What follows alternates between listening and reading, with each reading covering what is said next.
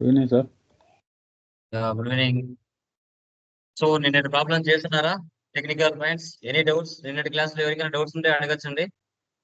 Clear? Clear sir. Yeah, second meter open చేయండి. Service problem. So what is the meaning of service? Service అంటే ఏంటి? Service అనేది ఎందుకు use చేస్తామా? Anyone? అంటే మనం ఒక కస్టమర్కి మనం ఏమన్నా మనం అంటే మన సర్వీస్ వినియోగించుకుంటారు కదా సార్. సో సర్వీస్ ఎక్కడెక్కడ జరుగుతుంది? ఏ డిపార్ట్మెంట్ లో సర్వీస్ జరుగుతుంది? ఇప్పుడు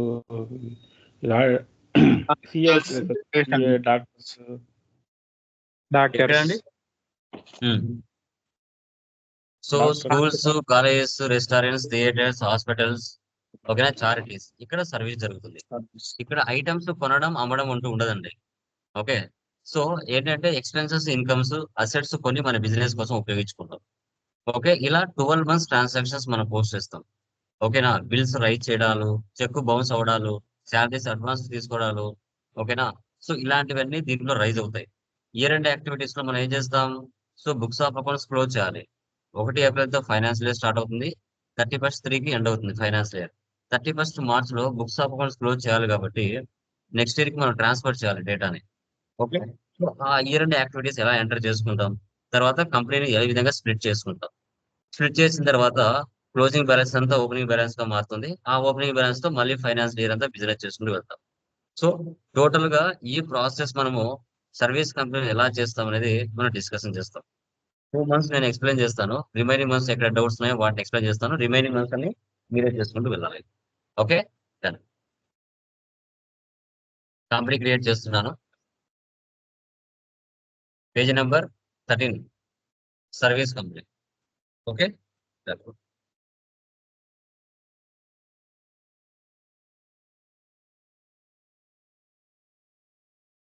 Andhra Pradesh, control A.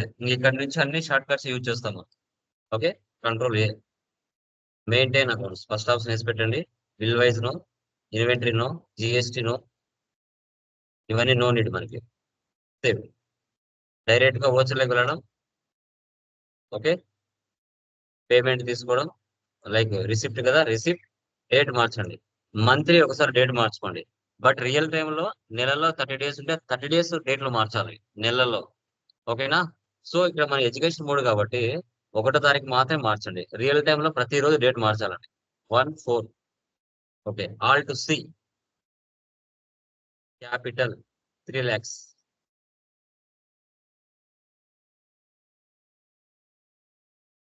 Control A. Cash అయినా క్యాష్. ఇంతే స్పీడ్ గా మీరు వర్క్ చేయాలి రియల్ టైంలో. ఇలాగే ఉంటాయి entries. So computer purchase, cash, payment, alt C, assets, control A, save.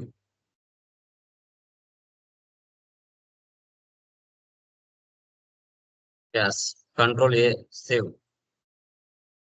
Next cash deposit 1 lakh in HDFC bank, contra, alt C.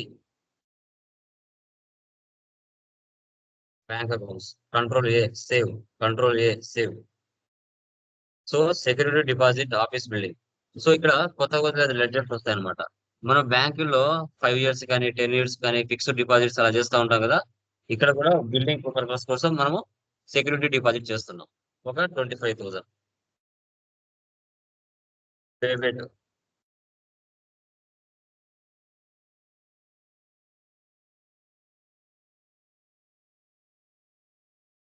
Fixed assets, control A, 25,000.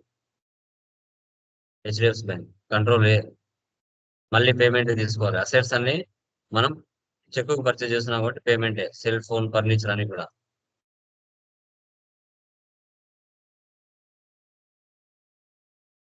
Okay, 6,000. మళ్ళీ debit చేయండి. Alt C. Furniture, assets 20,000. మళ్ళీ debit చేయండి. Alt C.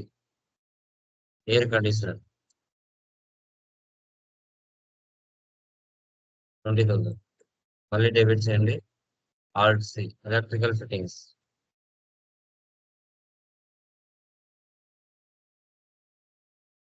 Current assets. Check HDFC bank. Controlling. Okay. Escape. Telephone security. ముందు మనకు mobiles లేనప్పుడు telephones ఎక్కువ ఉండేవి, వాటిని యూజ్ చేసేవాళ్ళం. ఇది కూడా పేమెంటే.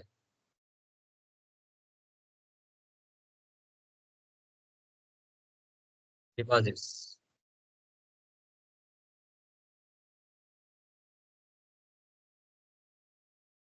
తర్వాత stationery purchase global house F7.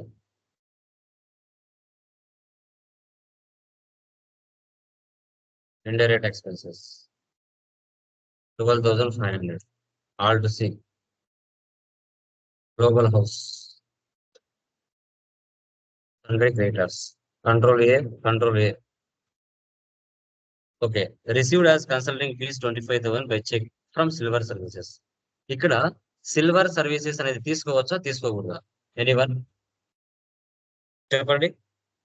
Silver services అనే లెడ్జర్ ని తీసుకోవచ్చా లేదా? తీసుకోవద్దు సార్, అది కన్సల్టింగ్ ఫీజ్ సర్వీస్ కదా సార్, అవసరం లేదు సార్, అది ఆల్రెడీ చెక్. తీసుకోవద్దు. సిల్వర్ సర్వీసెస్ అనేది నెరేషన్ లో తీసుకోవాలి. అక్కడ జరిగే ట్రాన్సాక్షన్ చెక్ జరుగుతుంది. అవును. ఓకే. రిసిప్ట్ ఇలాంటివే మీకు ఇంటర్వ్యూలో అడిగేది. కన్సల్టింగ్ ఫీజు అనేది ఇన్కమ్ కదా, లెడ్జర్ అది indirect incomes 25,000. HDFC bank. Control A. So deposit 50,000. Control A. Stationery ink and paper publicities F7.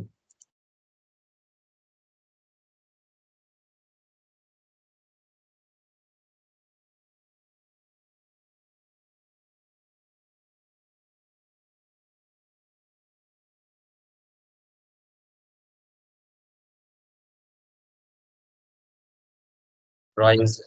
Payment.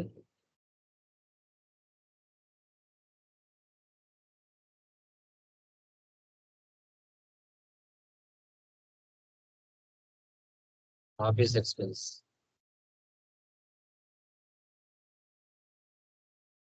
$750 cash.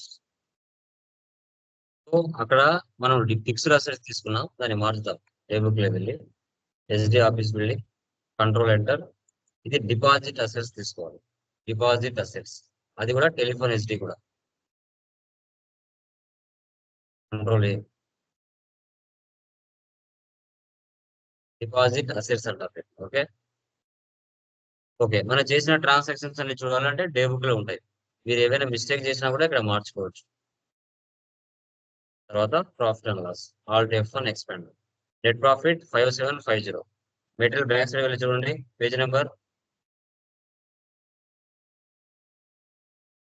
19 లో చూడండి.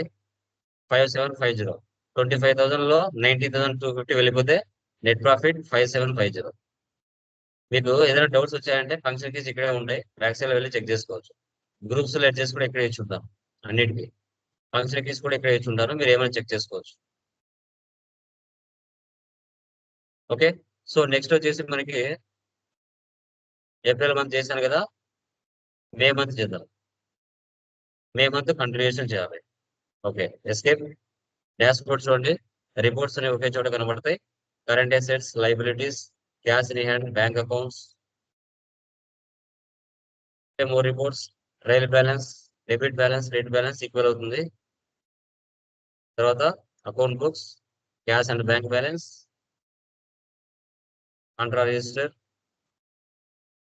Payment registers, receipt registers. దీంట్లో పర్చేజ్ సేల్స్ ఏమి ఉండవు, జర్నల్స్ ఉంటాయి, జర్నల్ రిజిస్టర్. ఇలా మంత్లీ చెక్ చేసుకోవచ్చు. వచ్చేసరికి వెళ్దాం. పేమెంట్ డేట్ మార్చండి, మంత్లీ ఒకసారి 1/5. ఇంక్ అండ్ పేపర్ పబ్లిసిటీస్ 6,000.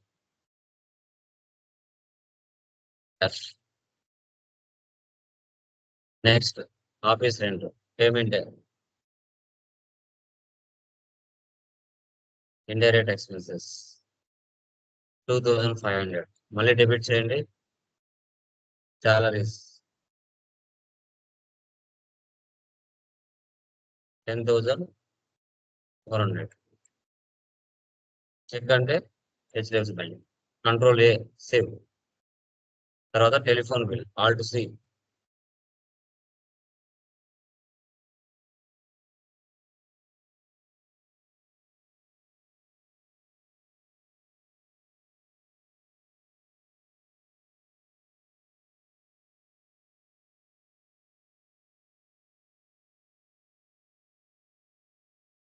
క్యాష్. తర్వాత cheque paid global house.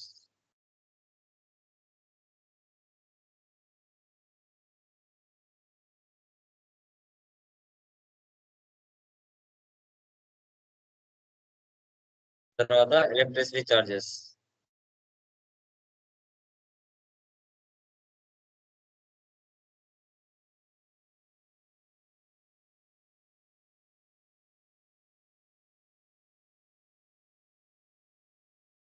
$150. Next received 15,000 as consulting fees in cash from Omega. Omega tech తీసుకోవచ్చా తీసుకోకూడదా చెప్పండి. రిసిప్ట్ లో తీసుకోవచ్చా అండి?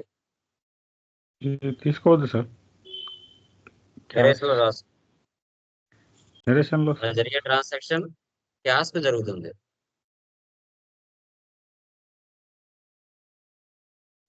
నెరేషన్ లో రాసుకోవాలి ఒమేగా ఇన్ఫోటెక్. నెక్స్ట్ మళ్ళీ కూడా సేమ్ అంతే. Consulting fees 25,000. చెక్ జరుగుతుంది అక్కడ. సిటీ సర్వీసెస్ అనేది నెరేషన్ లో రాసుకోవాలి. డ్రాయింగ్స్.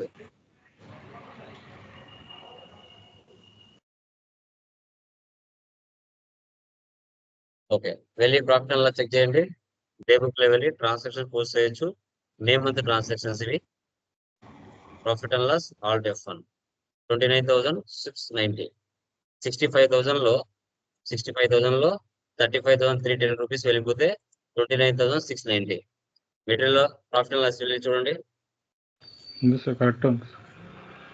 ఓకే, చూసారా 29,690. ఇలా మంత్లీ మీరు పోస్ట్ చేసుకుంటూ చెక్ చేసుకుంటూ వెళ్ళాలి. ఓకే, మే అయిపోయిందా? జూన్ లో చూడండి, ఏమైనా మీకు అర్థం కాని ఎంట్రీ ఉన్నాయేమో. ఇక్కడ 22 చూడండి. మీరు రాజ్ ట్రావెల్స్ నుంచి మీరు ఒక వెహికల్ బాడిగకు తీసుకున్నారు. మీరు వాళ్ళకి డబ్బులు ఇవ్వలేదు. వాళ్ళు మీకు ఇన్వాయిస్ పంపించారు మీరు ఇంత డబ్బులు ఇవ్వాలని. ఇంకా మీరు డబ్బులు ఇవ్వలేదు కాబట్టి అది F7 లో ఎంటర్ చేసుకోవాలి. డాష్ బోర్డ్ రిపోర్ట్స్ కూడా చెక్ చేసుకోవచ్చు. వచ్చేసి డేట్ మార్చుకోండి. 6 అయిపోయిందా? 17. ఓకే, F7 తీసుకోండి. Alt C. Cab hiring, indirect expenses 5,500. Alt C. Raj travels, తండ్రి క్రియేటర్స్. మంత్లీ ఒకసారి డేట్ మార్చుకోండి. నెక్స్ట్ ఇక్కడ కూడా క్యాష్ కన్సల్టింగ్ ఫీజ్ వస్తుంది, ఫుడ్ చైన్ రాదు. తర్వాత salary advance payment alt C.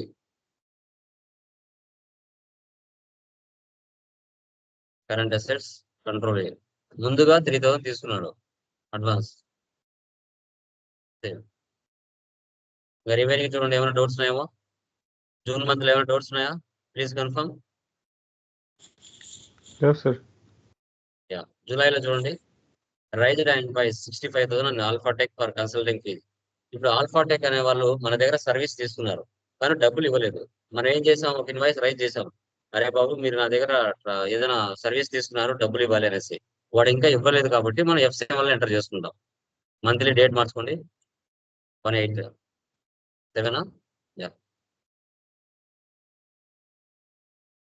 F7 alt C. Alphatech services, debtors control A 65,000. Consulting F7 లో enter చేయాలి. Payment so prepaid magazine subscription మనకి పేపర్ వస్తుంది కదా ఇంటికి.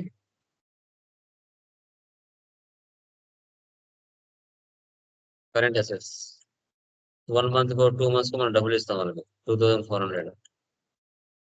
HDFC bank.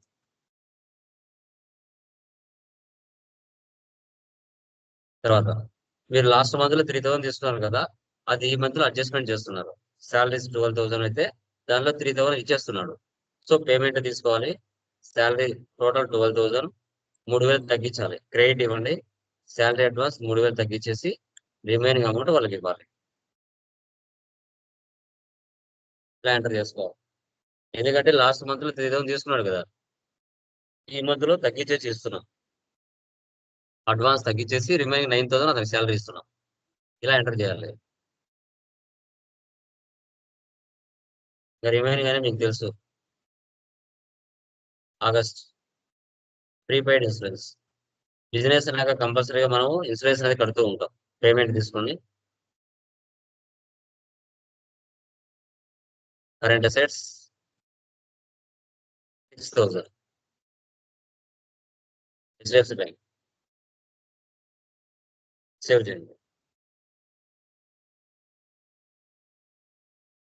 నెక్స్ట్ ఇక్కడ కూడా క్యాష్ కన్సల్టింగ్ ఫీజు వస్తుంది. వరల్డ్ ఎక్స్ మల్టీమీడియా నెరేషన్ రాసుకోవాలి. నెక్స్ట్ 40 చూడండి. ఇక్కడ కన్సల్టింగ్ ఫీజు మీడియా లెవెల్ మన దగ్గర సర్వీస్ తీసుకున్నారు, డబ్బులు ఇవ్వలేదు. వాళ్ళు మనకి 50,000 ఇవ్వాలి. F7 ఎంటర్ చేసుకోండి.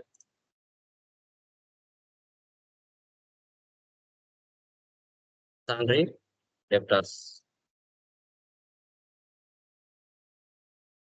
Consulting fees. తర్వాత వాళ్ళు ఇచ్చారు, రిసిప్ట్ లో వేసుకోండి. Media level 50,000. క్యాష్ క్యాష్ ఎంత ఇచ్చారు? 20,000. చెక్ ఎంత ఇచ్చారు?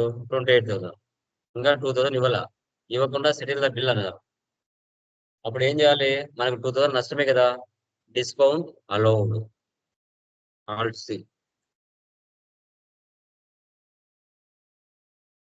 Indirect expenses. ఇలా ఎంటర్ చేసుకోవాలి.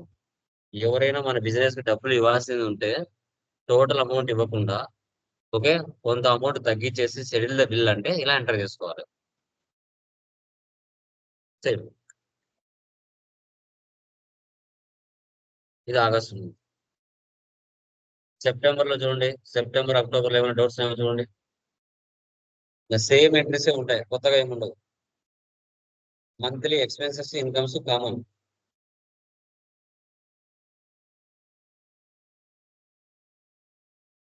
అక్టోబర్ లో చూడండి, ఏమైనా డౌట్స్ ఉన్నాయేమో. అక్టోబర్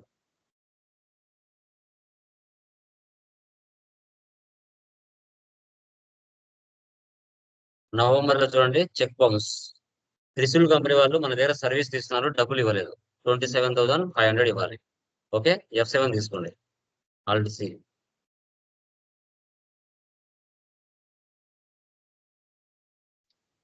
తండ్రి డెప్టార్స్.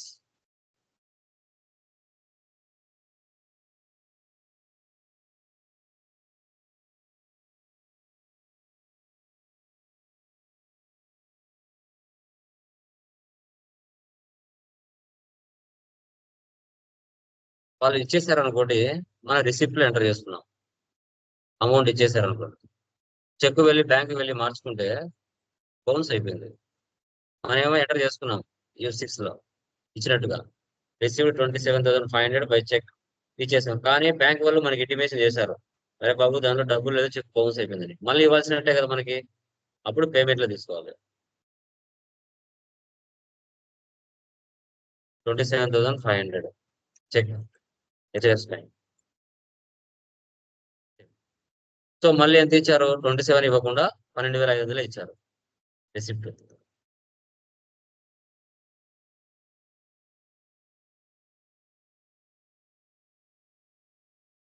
చెక్ బౌన్స్ అయితే ఇలా ఎంటర్ చేసుకోవాలి.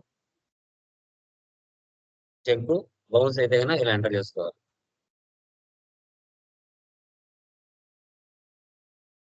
డిసెంబర్ లో చూడండి, office equipment F7.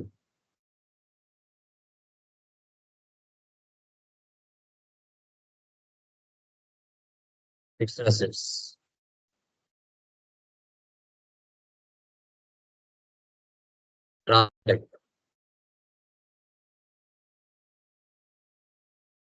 సన్రీ creators,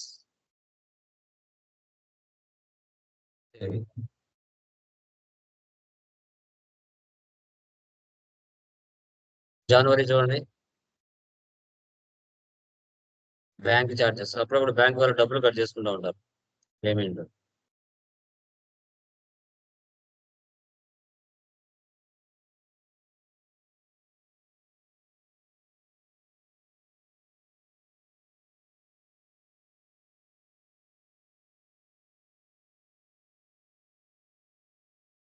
okay, ఫిబ్రవరి చూడండి,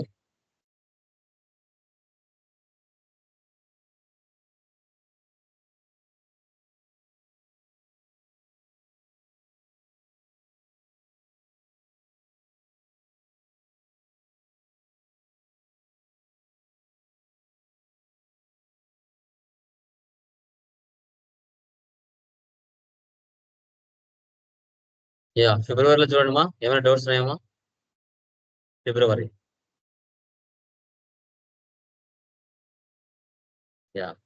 సో ఈ మార్చికి మంత్ కి సంబంధించిన ప్రాఫిట్ అండ్ లాస్ రావాలి అంటే ఈ ప్రొవిజన్ ట్రాన్సాక్షన్స్ అన్ని పోస్ట్ చేయాలి. ప్రొవిజన్ ట్రాన్సాక్షన్స్ అన్ని ఇక్కడ వరకు మీరు పోస్ట్ చేస్తే మార్చికి సంబంధించిన ప్రాఫిట్ అండ్ లాస్ మీకు వస్తుంది. మార్చికి సంబంధించి ప్రాఫిట్ అండ్ లాస్. ఓకే, 94 చూడండి, 94 F7 రివర్స్ ఎంట్రీ వేయాలి. ఎందుకనేది టుమారో సెషన్ లో నేను చెప్తాను.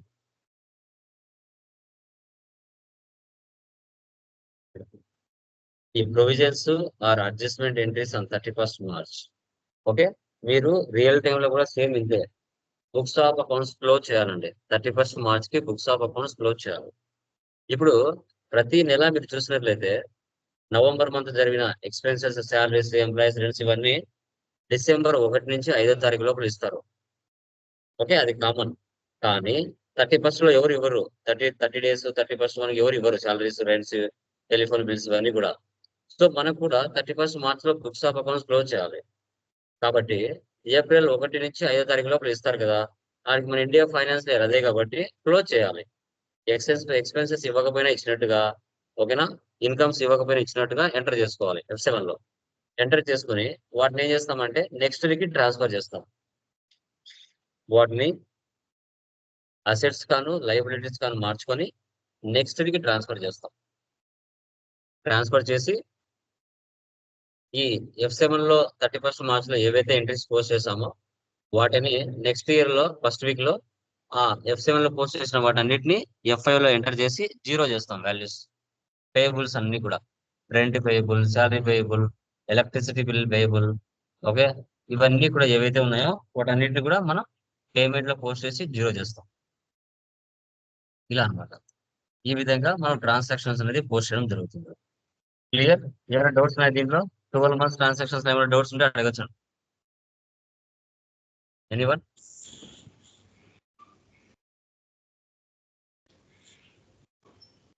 క్లియర్ మా? ఏమైనా డౌట్స్ ఉన్నాయా?